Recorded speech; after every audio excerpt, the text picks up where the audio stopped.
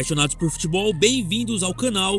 Lionel Messi estreou pelo Inter Miami fazendo um golaço de falta e, como não seria diferente, a repercussão foi mundial. Jornalistas da ESPN americana discutiram se o impacto do Messi no futebol dos Estados Unidos pode ser comparado com o impacto que o Pelé gerou ao ser contratado pelo Cosmos na década de 70. Deixem a opinião de vocês, se inscrevam no canal e bora! For all of you, yes, even you, Seb, we talk about the arrival of Messi and only seem to compare it to the arrival of Beckham. What about the comparison of Pelé at the Cosmos? Will Messi going to Miami have a bigger impact than Pelé did? We're talking about the 1970s. We got to go. I don't want to ask the more experienced people on the panel because I'd have been 2 or 3. Yeah. Robbo? Did it register with you at all? It did, yeah. It did? It was a big deal? And because it was not just him, it was Franz Beckenbauer as well came out. And Cruyff, George Best came out at some point when he was... Giorgio Chiellini. Yeah. Hello. There were some good players that came out in the 70s and Pelé performed brilliantly. Were you guys talking about it in dressing rooms? Was it a big deal? Like, were people like, oh, the NASL is growing, I want to go there? No. Funnily enough, no. Yeah. But we would... You noticed it? Yeah, you noticed it because... and people were talking about maybe at the end of their career, they might want to go and play there because it looked as though Pelé was having a great time and Franz Beckenbauer and George Best, Sam Allardyce, Rodney Marsh.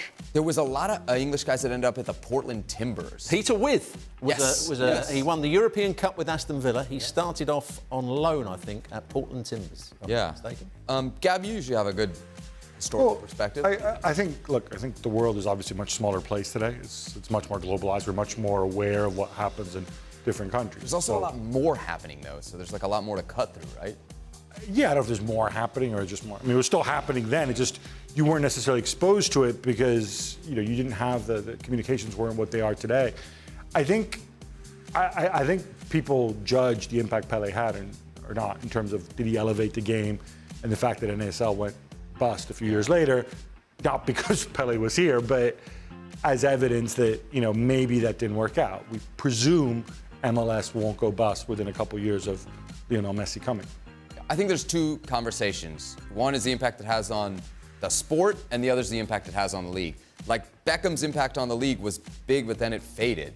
There's not more people watching MLS now than when Beckham came. In fact, there's actually less in America. But the thing with Beckham, in my view, was more the image rather than what he was going to actually give you on the football field. Well, but that's what gets people to watch, really. Well, I mean, when you get people in mass to turn on a TV, it's because they want to see a person. You could never compare David Beckham with Pelé or Maradona. No. He's not a highlight reel type player as well, the way Messi or Pelé were. It was more the media impact. Yeah. But what I'm curious about with Beckham, in addition to him playing for a really bad team, so there's a parallel there with Messi, what struck me wasn't it after the second season, he says, oh look, off season, let me go on loan back to Europe, let me go to Milan, let me go to Paris Saint-Germain. I'm assuming Messi's not going to do that. You were down there, did you ask Jorge Mas, hey, does he have Tio Jorge, does he have in his contract? Where he's like, oh wait, Barcelona need me to win the Champions League, let me come back, go back on loan for a few months.